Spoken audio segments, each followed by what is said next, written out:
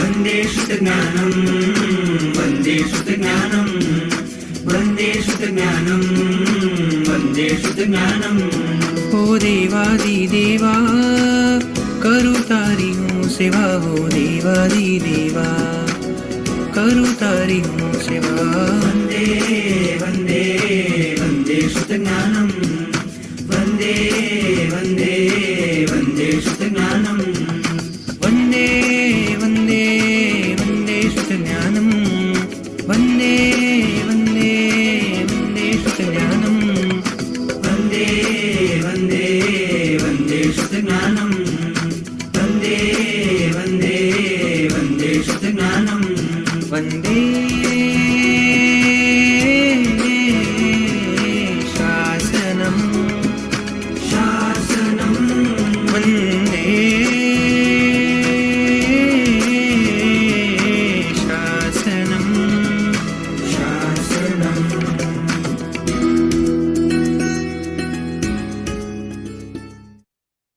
नमो नमो प्रणाम। प्रणाम गुरुजी। प्रणाम गुरुजी। नमो नमः गुरुजी, नमो नमः। प्रणाम गुरुजी, नमो टाटा में गुरुजी। वरिहंताणं प्रणाम गुरुजी। सिद्धाणं नमो आयर्याणं नमो वच्छायाणं नमो लोये सद्वसाहूणं।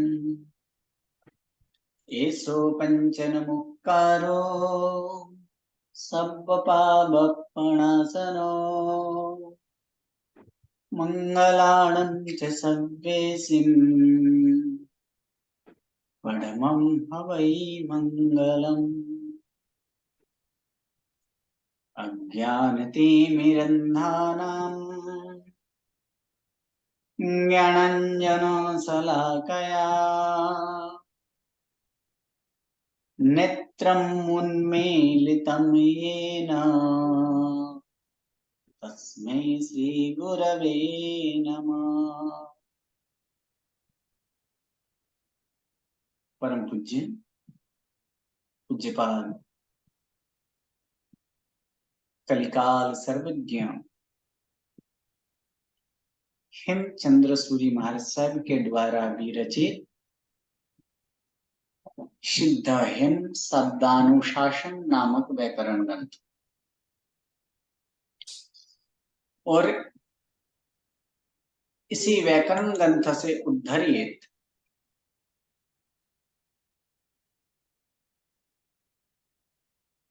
पंडित वर्य शिवलाल जी द्वारा रचित हेम संस्कृत प्रवेशिका प्रथमा, मध्यमा और उत्तमा ऐसे 3 विभागों से विभाजित हेम संस्कृत प्रवेशिका और इसी हेम संस्कृत प्रवेशिका प्रथमा के प्रथम प्रकरण अर्थात प्रथम भाग का हम अभ्यास कर रहे हैं। इसमें संस्कृत की जो भाषाएं हैं उन भाषाओं को सीखने के लिए सर्वप्रथम हम देखे थे कि भाषा की कल्पना की भाषा की उपमा एक बट वृक्ष के साथ किया गया है कि वृक्ष स्वरूप में तब बनते हैं कि जब वह डाली अर्थात शाखाएं उनमें शाखाएं व्यवस्थित हो, साथ साथ में वह छायादार हों। जिस प्रकार वट वृक्ष छाया देने में वह गाढ़ छाया को प्रदान करते हैं, जिस कारण ये वट वृक्ष विशेष स्थान को प्राप्त किए हैं, उसी प्रकार की भाषा में विशेष स्थान को प्राप्त करना वह वट वृक्ष के समान है। अर्थात भाषा को वट वृक्ष के साथ ये उपमा दी गई है और ये भाषा स्वरूप में तब बन पाते हैं जब उसमें वाक्यों हो, कोई एक वाक्य का भाषा नहीं बन पाता है। अर्थात भाषा के लिए जरूरी है वाक्य, अगर वाक्य हो तो फिर भाषा बन पाते हैं। अर्थात वाक्यों का समूह वही भाषा है, और वाक्यों का समूह वही भाषा स्वरूप में। फिर वही वाक्य जो है, तो वाक्यों के लिए क्या चाहिए, तो वाक्य किससे बनता है, तो वाक्य बनने के लिए क्या चाहिए, शब्द चाहिए। तो शब्द का समूह हुआ, उससे वो वाक्य बनता है। तो शब्द का समूह हुआ वाक्य है। और शब्द के लिए क्या चाहिए, कि शब्द कैसे बनता है, वर्ण से, अक्षर ज्ञान से। अर्थात अक्षर ज्ञान अगर हो तब वो वाक्य, शब्द बना पाएंगे। अगर शब्द हो तो वाक्य बना पाएंगे, अगर वाक्य हो तो उसे हम भाषा में परिणत कर पाएंगे। तो इसी कारण अक्षर ज्ञान को बीज की उपमा दी गई। अक्षर ज्ञान बीज समान है, शब्द ज्ञान ये अंकुर समान है, फिर वाक्य ज्ञान ये पल्लव समान है, और भाषा ज्ञान जो है वो भाषा ज्ञान किस स्वरूप में है, तो भाषा ज्ञान वटवृक्ष के समान है।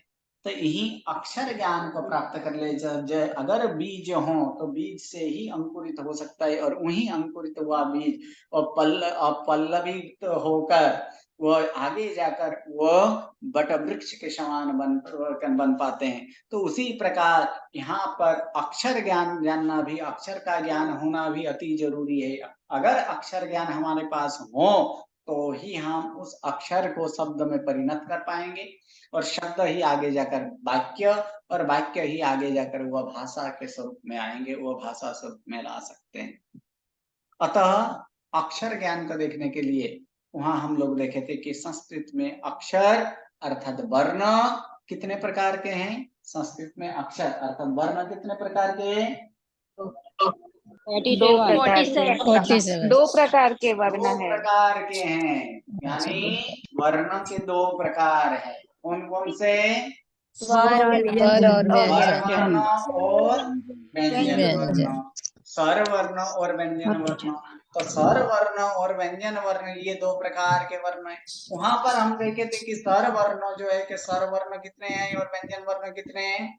स्वर वर्ण 14, वर्ण व्यंजन 14 वर्ण है और 33। व्यंजन 33। व्यंजन 33। दोनों में विशेषता एक क्या देखा गया था कि व्यंजन जो है वो हमेशा कैसे होता है, अपूर्ण, हलंत वाला। पूर्ण नहीं है। तो व्यंजन हमेशा अपूर्ण होता है, और जबकि स्वर हमेशा संपूर्ण होता है। स्वर स्वाधीनता स्वरूप में है, अर्थात वह कहीं भी किसी भी स्वरूप में किसी के साथ में भी वो जुड़कर वो बन जाता है, उसका स्वतंत्र स्वरूप में है, वो स्वाधीनता के स्वरूप में। जबकि व्यंजन क्या है, व्यंजन पराधीनता रूप में है, उसे पराधीन किसी के साथ, जैसे कमल हो, कमल भी बोलना हो तो उसके लिए क्या चाहिए, उसे सहायता चाहिए। सहायता बिना वो शब्द नहीं बन पाता है। अर्थात एक मात्र क से, म से और ल से, यानी मात्र व्यंजन से वो नहीं, उसका कोई अर्थ नहीं निकलता है। अर्थ निकालने के लिए क्या चाहिए, स्वर की सहायता जरूरी है। और जैसे कि एक मात्र आ ई उ, ये भी अर्थ प्रकट करने में क्या है, असमर्थता है। अर्थ व्यंजन में अर्थ प्रकट करने की शक्ति है, लेकिन वो स्वर के बिना अर्थ नहीं प्रकट कर पाते हैं। और यहाँ पर इनका अतः स्वतंत्र, ये स्वतंत्रता शक्ति, स्वर में स्वतंत्रता शक्ति है, लेकिन वो उसे अर्थ बनाने के लिए वो क्या है, उसमें असंभवता है, अर्थ उससे नहीं होता है। तो ये दोनों स्वर और व्यंजन दोनों परस्पर कैसे हैं, स्वर और व्यंजन दोनों परस्पर पूरक है, एक दूसरे के बिना वो नहीं चलता है। तो एक दूसरे के बिना नहीं चलता है, अर्थात ये दोनों की सहायता चाहिए। जिस प्रकार यहाँ पर उदाहरण के स्वरूप में दिया गया था कि स्वर जो है वो अंध है और व्यंजन कैसे है, व्यंजन पंगु है।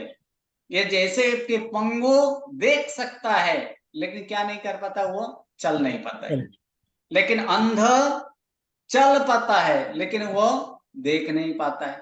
तो जैसे कि वो दोनों को उनके कार्यों को समान्वित करना हो, अर्थ प्रकट करना हो, तो ये एकमात्र स्वर से या तो एकमात्र व्यंजन से कभी भी अर्थ प्रकट नहीं होता है। उसे अर्थ प्रकट करने के लिए क्या चाहिए? दोनों को साथ होना जरूरी है।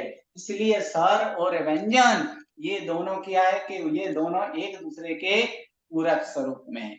अब यहाँ पर देखे थे कि स्वर वर्ण, यहाँ पर कि स्वर वर्ण 14 है, तो इन 14 स्वर वर्णों के और कुछ है इसमें क्या, किस प्रकार? अगर 14 स्वर वर्ण है तो इस तरह से क्यों लिखा गया है?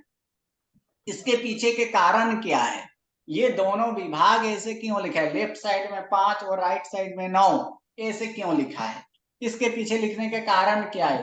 तो इनके पीछे भी रहस्य है, क्योंकि हम जो भी अक्षर का उच्चारण करते हैं उसका उच्चारण कैसे करना चाहिए वो भी जानना जरूरी है।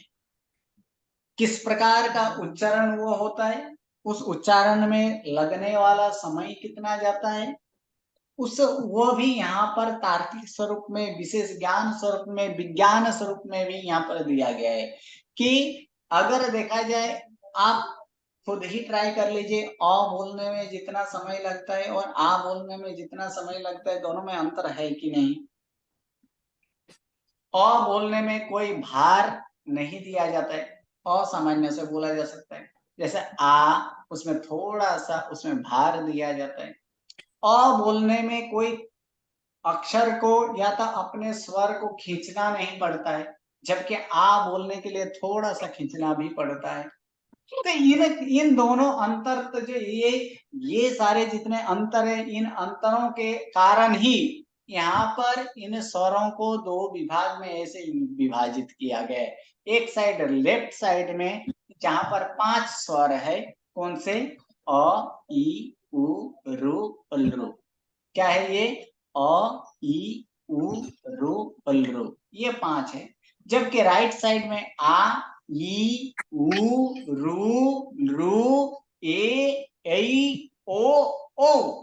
तो सामान्यतः हम देखें उच्चारण में ये दोनों उच्चारण में अंतर दिखाई देता है कि अ से लेकर रू तक जब हम बोले उनमें कोई खींचना नहीं पड़ा, जबकि आ, ई, उ, रु, लृ, ए, ऐ, ओ इसमें थोड़ा सा स्वर को खींचना पड़ता है, अर्थात इसमें थोड़ा सा भार ज्यादा देना पड़ता है, इसमें भार लगता है। और भार लगने के कारण ही ये अलग विभाग है, और जिसमें भार रहित है ये अलग विभाग है। इसीलिए यहाँ पर जिसमें भार नहीं दिया गया, सामान्य से जिसे बोला जाता है, इसीलिए इसको ये 5 जो है, ये 5 लघु है, जबकि ये 9 क्या है? ये 9 दीर्घ है, ये गुरु है। गुरु अर्थात इसमें भार देना होता है। लघु अर्थात हल्का, हल्का भी होता है, अल्प होता है, जिसमें अल्प समय लगता है। इनकी अपेक्षा से किसे? ये गुरु की अपेक्षा से लघु को बोलने में समय कितना लगता है? अल्प लगता है। तो अल्प के लिए एक शब्द है संस्कृत में जिसे ह्रस्व बोला जाता है। क्या बोला जाता है उसे? ह्रस्व। और ह्रस्व के साथ स्वरों का होना, उसी का नाम क्या है? ह्रस्व स्वर। तो ऐसे ह्रस्व स्वर कितने हुए? लेफ्ट साइड वाला जो है वो ह्रस्व स्वर है, और राइट साइड वाला जो है वो गुरु है। और गुरु के लिए वहां पर शब्द का प्रयोग किया गया संस्कृत में दीर्घ। तो इसीलिए राइट साइड वाला कौन सा स्वर हुआ? दीर्घ स्वर। और लेफ्ट साइड वाला जो स्वर है उन स्वर को क्या बोला जाता है? ह्रस्व स्वर। ह्रस्व स्वर और दीर्घ स्वर। और ह्रस्व को ही क्या बोला जाता है? छोटी, और दीर्घ को बड़ी। जिस कारण बहुत सारे लोग ये सेकंड नंबर, ये जो ये ई और ये ई, इन दोनों ई को क्या बोलते हैं? छोटी ई और बड़ी ई, ऐसे बोला जाता है। जैसे छोटी ई बड़ी ई। तो छोटी ई बड़ी ई जो है, ये संस्कृत के अर्थ के, संस्कृत के नाम, व्याकरण के नाम के अनुसार अगर देखे तो उसे क्या बोला जाएगा? इनका उच्चारण अल्प है, लघु है, अल्प समय में किया जाता है, इसलिए इसको क्या बोला जाता है? ह्रस्व। इसलिए संस्कृत में आज से छोटी ई बड़ी ई नहीं, लेकिन कौन सा ई बोलना है? ह्रस्व। हाँ, ह्रस्व ई। और इधर तो इधर राइट साइड वाला दीर्घ। दीर्घ ई। दीर्घ ई। यानी क्या बोलेंगे? ह्रस्व ई दीर्घ ई। ह्रस्व उ और दीर्घ उ। ह्रस्व रू और दीर्घ दीर्घ रू। ह्रस्व रू और दीर्घ रू। यानी ये दोनों, हाँ जी, रस्व बोलते कि हस्व बोलते हैं? र नहीं, हर हर हर। ह आएगा। रस्व नहीं होता है, रस्व। किनका माइक का नाक की आवाज थोड़ा रहे, उसका हेडफोन थोड़ा सा नीचे रख लीजिए ताकि आपके श्वास की आवाज नहीं आए। तो यहाँ पर क्या है कि ह्रस्व, ये ह्रस्वई, ह्रस्व दीर्घई, दीर्घ इत्यादि जो यहाँ पर जो दिया गया है, कहते इन्हीं कारण से इन स्वर को हम दो विभाग से विभाजित किए हैं। और दो विभाग, वह स्वर कौन सा स्वर हुआ? एक स्वर ह्रस्व स्वर और दूसरा स्वर क्या आया? दीर्घ स्वर। तो ह्रस्व स्वर कितने हैं? तो ह्रस्व स्वर 5 है। कौन सा? अ, ई, उ, रू, लृ। ये 5 स्वर ह्रस्व है। क्यों ह्रस्व है वो मैं आपको अभी समझाया, क्योंकि ये 5 के उच्चारण क्या है? लघु है, अल्प समय में किया जाता है, आसानी से किया जा सकता है, सामान्य से किया जा सकता है, जिसमें कोई किसी भी प्रकार के भार नहीं है, जिसको बोलने में कोई खींचना नहीं पड़ता है। इस कारण इन 5 स्वर कैसे हैं? ह्रस्व स्वर है। जबकि बाकी के 9, बाकी रहे कितने स्वर है? 9 स्वर। क्योंकि 5 ह्रस्व हुआ तो दीर्घ कितना होगा? 9 होगा कि नहीं? क्योंकि कुल स्वरों की संख्या कितने स्वर है? 14। तो 14 में से अगर 5 को बाद दिया जाए तो कितना रहेगा? 9। तो ये 9 स्वर जो है कि ये 9 स्वर क्या है? दीर्घ स्वर है। इसी कारण इसको हम क्या किए हैं? दो विभाग से इसे विभाजित किया, ताकि हमें याद रहे कि इसमें एक ह्रस्व है और एक दीर्घ है, एक ह्रस्व है, एक दीर्घ है। ये एक विभाग, ये ह्रस्व स्वर और दीर्घ स्वर के कारण ही इनको दो विभाग से इसे विभाजित किया गया है। दूसरा, जिनका ह्रस्व और दीर्घ हो, दोनों हो, जिनका ह्रस्व और दीर्घ हो उसे वर्ण कहलाता है। यानी ह्रस्व और दीर्घ की जोड़ी को वर्ण कहलाएगा। तो वर्ण कितने होंगे? ह्रस्व और दीर्घ जिनमें जोड़ी स्वरूप में हो, उसी का वर्ण है। 47 47 नहीं, स्वर की बात कर रहे हैं, 14 स्वर है। नहीं।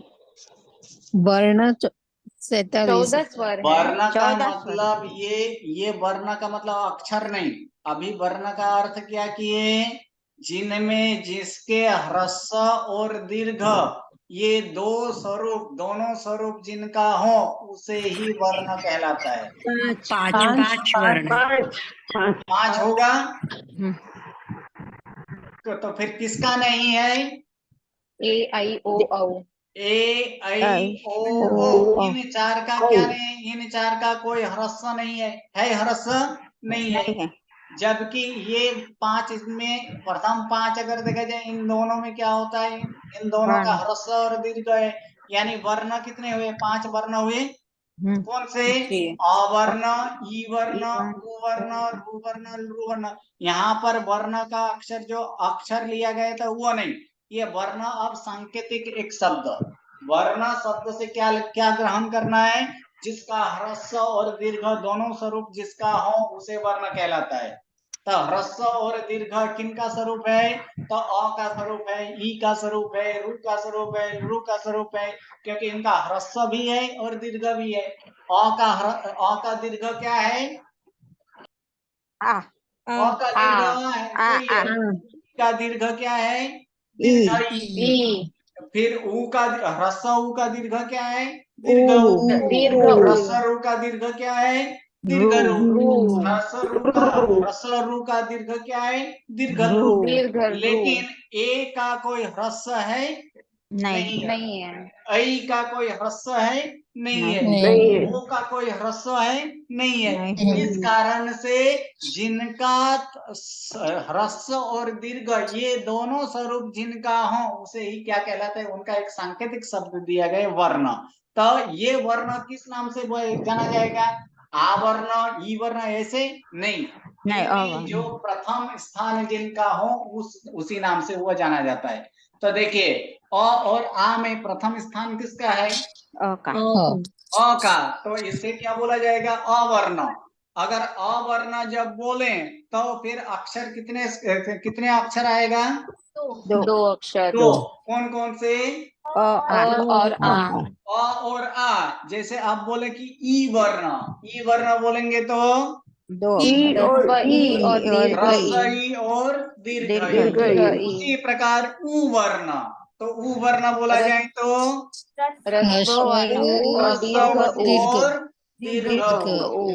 उसी प्रकार लृ वर्ण बोला जाए तो लृ वर्ण बोले तो ह्रस्व लृ और दीर्घ लृ। इस प्रकार का, यानी जिनका सर्व ये एक सांकेतिक शब्द है कि वर्ण। तो वर्ण कितने हो गए? 5। 5 तो फिर प्रश्न आता है कि अंतिम 4 को किस नाम से पुकारेंगे? जैसे कि प्रथम 5 का हम वर्ण के नाम से जाने, तो अंतिम 4 को, तो अंतिम 4 का जिसका कुछ नहीं है, सिंगल सिंगल है, मात्र उसी का वही है, जिसका कोई ह्रस्व नहीं है, तो उसको हम क्या बोलेंगे? उन दीर्घ के साथ उसको कार के रूप में संबोधित करते हैं। उसे क्या बोला जाता है? एकार। मतलब क्या आता है? ए। ऐकार, इसमें क्या आएगा? ऐ ऐ। ओकार, इसमें क्या आएगा? ओ ओ। ओकार, इसमें क्या आएगा? औ अर्थात जिसका कोई ऐसा ह्रस्व नहीं है, खुद दीर्घ ही है, उसे क्या बोलना है? कार के स्वरूप में बोला जाता है। ये अब ये वर्ण बोलने से हम देखें कि अवर्ण बोलेंगे तो क्या आएगा? अ और आ। अब यहाँ पर और स्वर में और क्या सांकेतिक शब्द है?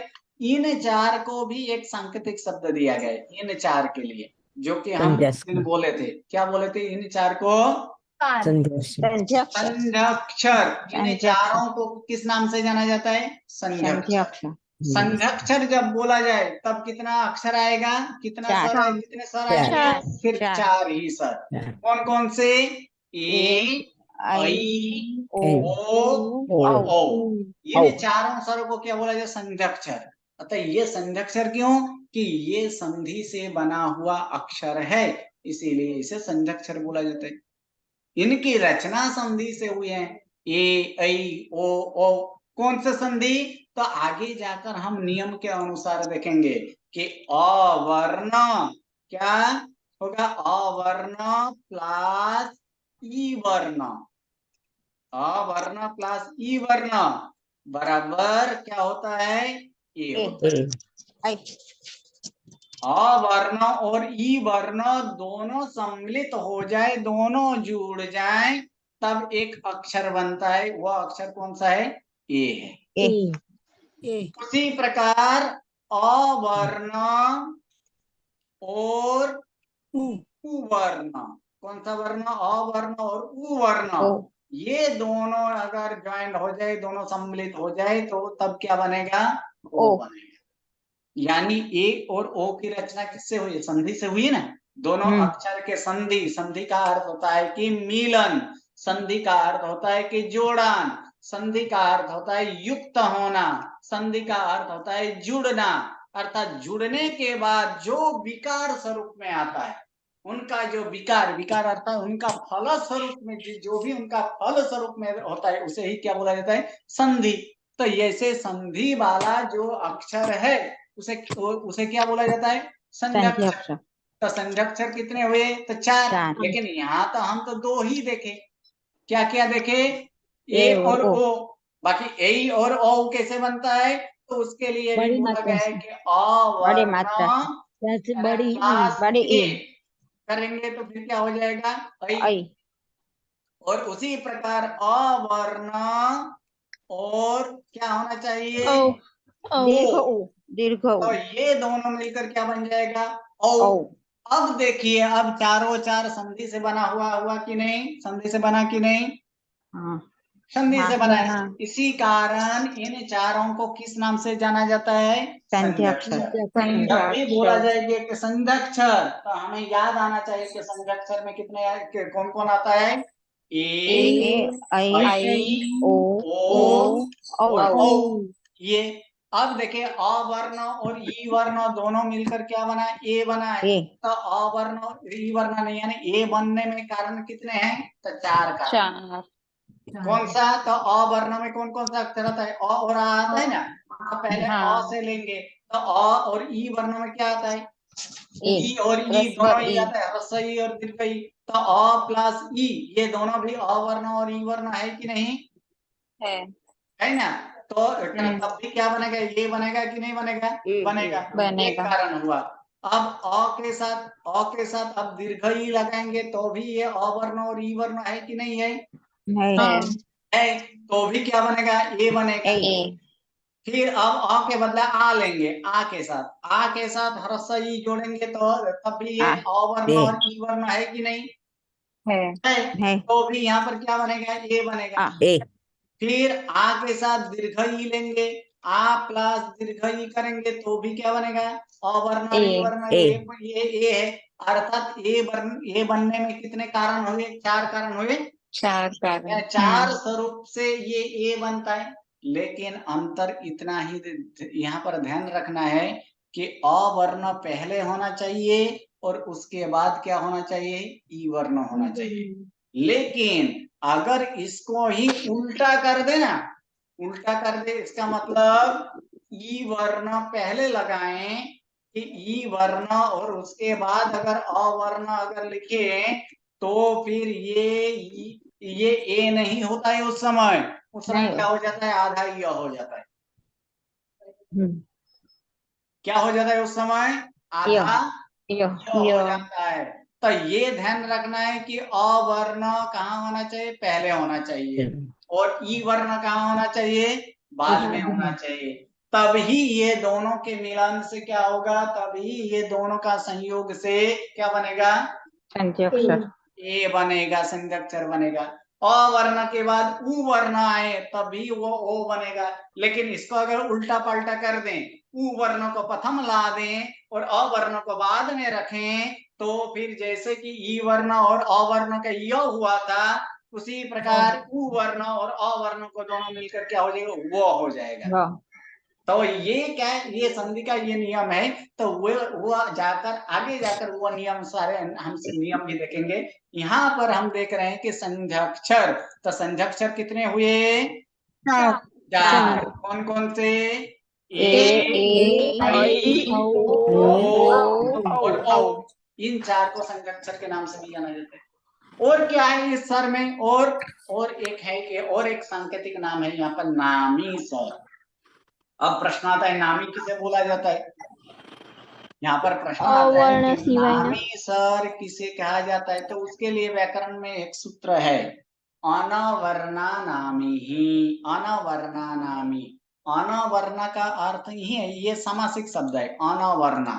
अनवर्ण यानी न अवर्ण, क्या क्या कहें? न अवर्ण इति अनवर्ण।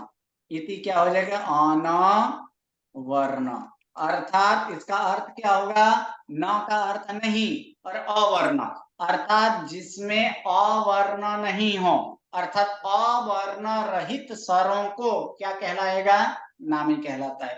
अवर्ण को छोड़कर बाकी के सारे स्वरों को क्या कहलाता है? नामी। तो अवर्ण का मतलब क्या है? कौन कौन सा अक्षर होता है अवर्ण में? अ और आ। अ और आ। तो इसमें अ और आ को छोड़कर बाकी सारे स्वरों को नामी कहलाता है। तो नामी की संख्या कितने होंगे? 12 हो जाएगा, क्योंकि स्वर कितने हैं? टोटल स्वर 14। इनमें से हम क्या बात दिए? अवर्ण को। अवर्ण को रहित किया, अवर्णों को छोड़ दिया। तो अवर्ण सिवाय बाकी के स्वरों को क्या कहलाता है? नामी कहलाता है। यानी नामी की संख्या कितने? 12। कहां से कहां तक? तो ह्रस्व ई से लेकर कहां तक? औ तक। दीर्घ रू तक। औकार तक दीर्घल रू नहीं, औ तक हाँ, औ, दीर्घल रू औ, तक औ। गिने तो फिर 8 ही होता है। कितने हैं? 12 है ना।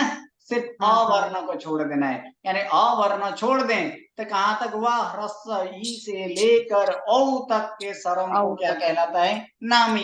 या तो फिर ऐसे भी बोला जा सकता है, अवर्ण रहित स्वरों को क्या कहलाता है? नामी नामी। कहलाता है, अर्थात या तो नामी कहा जाता है। तो नामी की संख्या कितने हुए? तो नामी की संख्या 12। अब इसी में प्रश्न और प्रश्न है इसमें ह्रस्व नामी स्वर कितने? 4। 4 है। ह्रस्व नामी स्वर कितने? 4। तो ह्रस्व स्वर कितने? 5।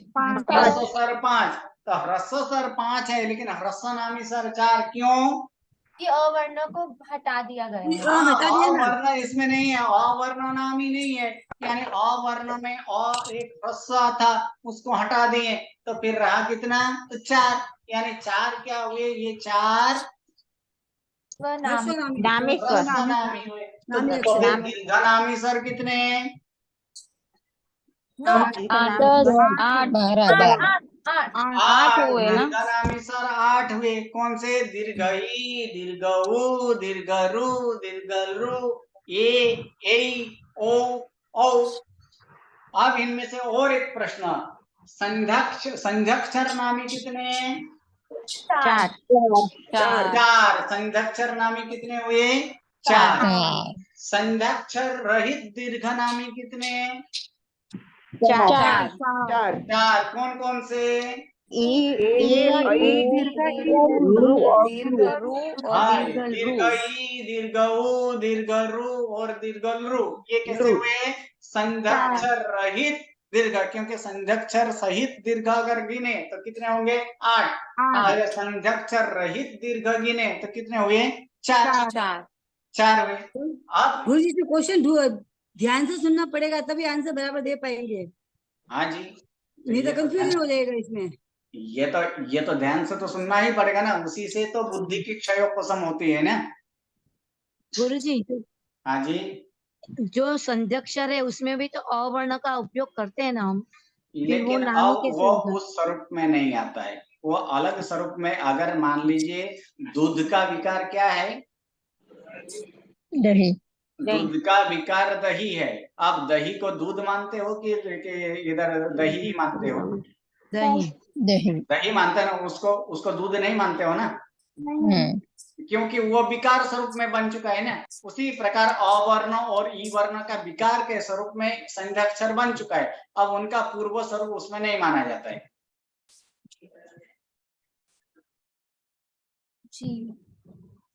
अब यहाँ पर आगे कि जिस प्रकार यहाँ पर देखे उसी प्रकार और क्या है? और एक सांकेतिक शब्द है समान। समान करके भी स्वर में और एक सांकेतिक है।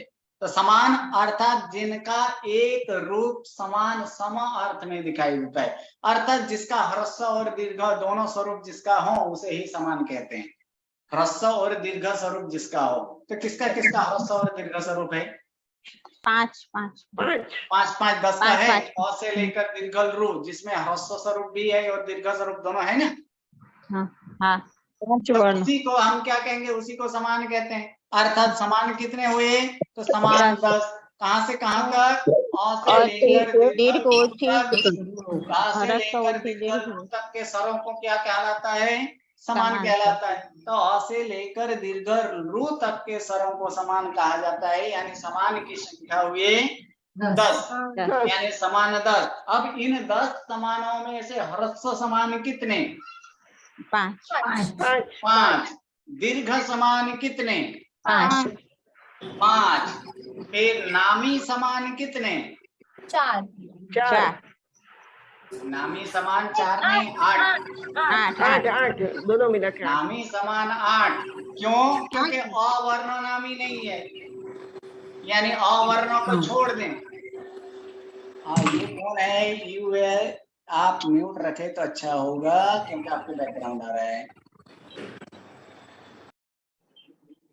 ओके, अब यहाँ पर प्रश्न क्या पूछा गया था कि इनमें से नामी समान कितने हैं? तो नामी समान 8 है। और अनामी समान कितने हैं? 2 अनामी समान 2 है। कौन से? अवर्ण अ और आ। अब ऐसे के अनामी ह्रस्व समान कितने? एक। कौन सा होगा? अ होगा। फिर अनामी दीर्घ समान कितने? एक। कौन सा होगा? आ होगा। फिर नामी दीर्घ समान कितने? 8 हुए ना? 4। नामी भी हो और समान भी हो और साथ साथ में दीर्घ भी हो, तो ऐसे कितने वर्ण आते हैं? 4 ही है ना? 4 कौन से? तो दीर्घई, दीर्घऊ, दीर्घरु, दीर्घलु। ठीक है। उसी प्रकार दीदी स्कूल से आएगी उसके बाद देंगे। ह्रस्व नामी समान कितने? नहीं देंगे। 4 ह्रस्व नामी समान भी 4 हुए। कौन से? ह्रस्वई, ह्रस्वरु और ह्रस्वलु। तो ये जो देखें, ये क्या है? ये स्वर के बारे में हम समझ गए। तो स्वर के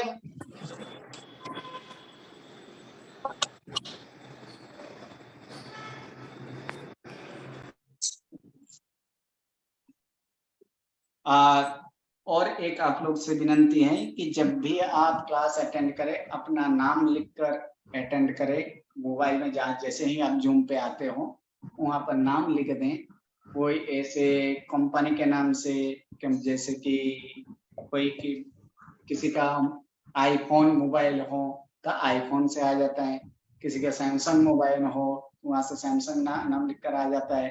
तो ये ना लिखकर सिर्फ क्या करना है, सिर्फ अपना वहां पर जहां पर जैसे ही आप एंट्री करते हो वहां पर एक नाम दिखाई देता है, तो नाम में अपना नाम लिख देना है, ताकि यहाँ पर किसी को भी जब प्रश्न पूछा जाए, किसी को सूचित किया जाए, तो उस नाम से हम उसे बुला सकें। या तो फिर अपना TSP ID भी लिख सकते हो वहां पर। TSP ID आपके पास हो तो उस TSP ID लिखकर ही क्लास में ज्वाइन करें तो वो अच्छा रहेगा। और एक चीज ध्यान देने की बात है कि जब पूछा जाए तब ही अनम्यूट करें, बाकी के समय म्यूट रखें, ताकि दूसरों को वही इसमें बाधा ना पहुंचे, अंतराय ना हो, इसका भी ध्यान रखना है। साथ में और एक वस्तु कि जब भी आप ये करें, अगर आप मोबाइल से क्लास लेते हो तो उसमें हेडफोन या तो फिर आपका ऐसे ब्लूटूथ हो, उसको कनेक्ट करके ही आप क्लास लें, ताकि दूसरों का बाहर की आवाज ना आए। कभी कभी ऐसे होता है कि आप कहीं बाहर हो, किसी जगह हो, ऐसे तो अध्ययन करने के लिए एक सुनिश्चित एक जगह होना चाहिए जहां पर एक निर्जन हो, किसी भी प्रकार के आवाज न आ रही हो, पढ़ने में उत्तम हो, अनुकूल जगह हो, ऐसी जगह का ही चयन करें। अगर ये शक्य न हो तो फिर कम से कम म्यूट रखें, दूसरों को ऐसे बाधा न पहुंचे, इसका भी ध्यान रखना है। और हो सके तो ऐसे हेडफोन या तो ब्लूटूथ का उपयोग कीजिएगा ताकि बाहर की आवाज न आए। धन्यवाद। चलिए आगे हम देखते हैं कि यहाँ पर स्वर के बारे में हम लोग देखें कि सर्वप्रथम देखें कि स्वर को 2 विभाग से विभाजित किया गया। कौन कौन से 2 विभाग है? एक ह्रस्व स्वर और दूसरा है दीर्घ स्वर। तो ह्रस्व स्वर और दीर्घ स्वर। उसके बाद हम देखें कि इस ह्रस्व स्वर और दीर्घ स्वर को भी किसमें, उनको भी वर्ण और कार के स्वरूप में। इनमें 5 वर्ण आए, अवर्ण, ई वर्ण, उ वर्ण, रु वर्ण, लृ वर्ण, ऐसे 5 वर्ण देखें। कार के स्वरूप में तो 4 प्रकार के कार देखें, एकार, ऐकार, ओकार, औकार, ये 4 कार।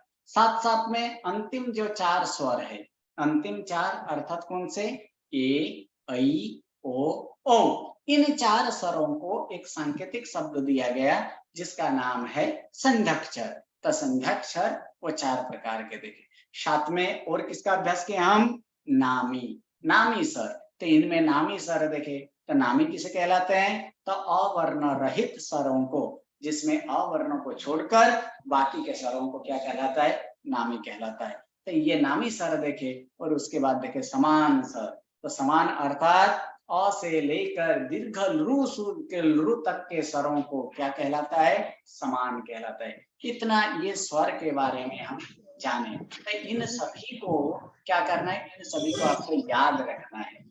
सर्वप्रथम के स्वर को दो विभाग से, एक ह्रस्व स्वर और दूसरा दीर्घ स्वर। उसके बाद संध्यक्षर, फिर उसके बाद नामी। हाँ देखिए फिर से वही म्यूट रख दें। बेस्ट फैमिली कौन है? बेस्ट फैमिली आप म्यूट कर दें।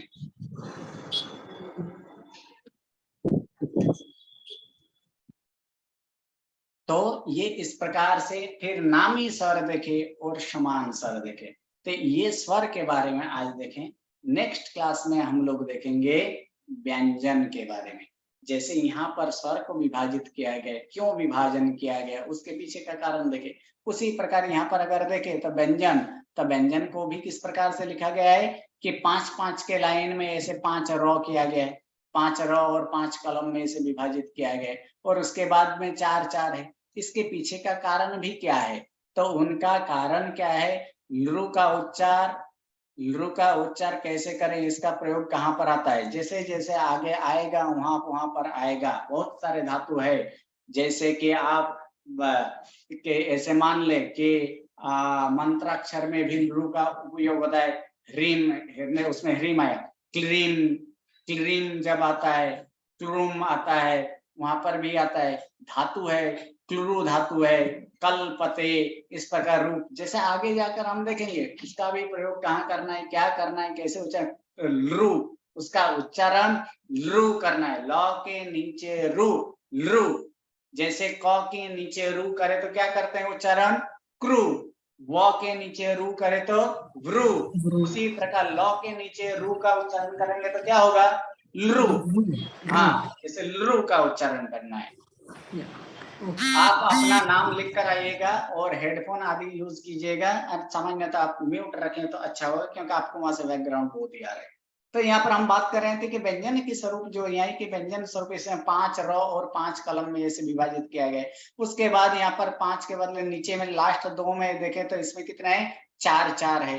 तो इनके पीछे का कारण क्या है? इसके बाद ही ये प्रथम स ह क्यों नहीं लिया गया? ये य ल और य र ल व ही यहाँ पर क्यों लिया गया? इस व्यंजन को इस स्वरूप में क्यों दिया गया है? ये क को ये पीछे क्यों नहीं लिखा गया? इन सभी कारणों को ये इस स्वरूप में क्यों लिखा गया ये व्यंजन, इसके बारे में हम नेक्स्ट क्लास में देखेंगे। नमो नमः, प्रणाम। नमो नमः। प्रणाम। पंडित जी, हाँ जी। आपने एक वाक्य बताया था ना संस्कृत में, जैसे न और न अवर्ण इति कुछ और शब्द भी कहा था, तो अनवर्ण, इति, हाँ, तो वो तो पहले का नहीं अवर्ण, तो हाँ, इति अनवर्ण का मतलब अवर्ण क्या? जिसमें नहीं है। इति का मतलब होता है इस प्रकार से, वो क्या बनता है? वो इस प्रकार, वो अनवर्ण बना है। न अवर्ण इति अनवर्ण, जिसमें अवर्ण न हो उसे अवर्ण कहलाता है, अनवर्ण कहलाता है। तो इति का मतलब होता है इस प्रकार, इस प्रकार वह अनवर्ण हुआ। ओके जी, आभार पंडित जी, प्रणाम। नमः, प्रणाम। प्रणाम गुरुजी। प्रणाम।